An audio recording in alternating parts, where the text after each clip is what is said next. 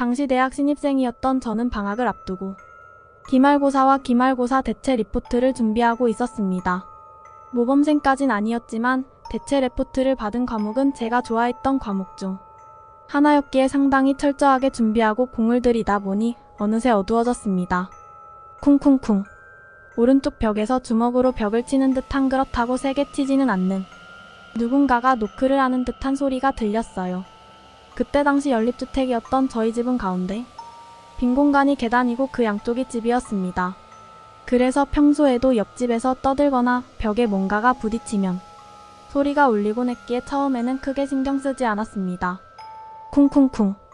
옆집 사람들과 얼굴만 아는 사이였지만 나이도 있으신 분들이 저렇게 밤에 피해를 줄 분들은 아니기에 의아해하고 있었습니다. 하지만 점점 규칙적으로 들려오던 그 소리에 슬슬 짜증이 치밀었습니다. 사실 나름대로 열심히 레포트를 작성하던 중이어서 예민하기도 했어요. 신경 끄자 하며 꾹꾹 누르고 있는데도 두드리는 소리가 계속되었습니다. 쾅. 결국 저는 참지 못하고 주먹으로 벽을 세차게 내리쳤습니다. 분명 옆집에도 크게 울렸을 겁니다. 그리고 작성하던 레포트를 저장한 뒤 메일로 보내는 걸로 마무리하고 출력은 학교에서 할 계획이었죠. 다음날 아침 왠지 시끌벅적한 소리에 눈이 떠졌고 새벽 6시경 무슨 일인가 싶어 문을 열어보니 경찰들이 굉장히 많더라고요. 나가본 저를 본 경찰이 달려오더라고요. 아, 여기 사십니까? 잠시 실례합니다. 형사가 저를 보고는 한쪽으로 데려가서 뭔가 어젯밤엔 이상한 걸 못 봤냐는 등 소리는 듣지 못했냐는 등 물어보더라고요. 저는 무슨 일이냐고 무슨 일인지 알아야 대답을 할 거 아니냐 물었고 경찰은 머뭇하더니 얘기하더라고요. 어제 옆집 부부가 싸우다가 남편이 아내를 살해했습니다. 남편이 바로 자수해서 현재 조사 중이니 걱정하지 않으셔도 됩니다. 다만 수사에 관련되었을 법한 이야기는 다 해주지 않으시겠습니까?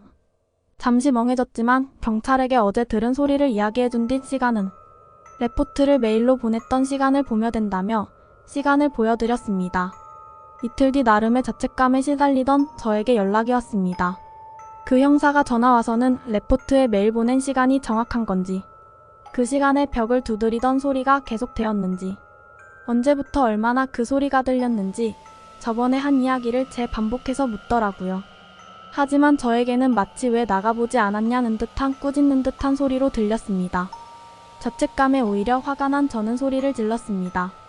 똑같은 이야기를 왜 자꾸 반복하게 하느냐고 물었습니다. 잠시 곤란한 듯 혀를 차던 형사가 말했습니다. 시간이 맞질 않아서 그렇습니다. 부검 결과 사망시간이 10시경으로 나왔는데 파일이 저장된 시간은 11시 15분이지 않습니까? 남편은 11시가 되기 전 경찰서로 와서 자수를 했는데 저는 아무 말도 할 수 없었습니다.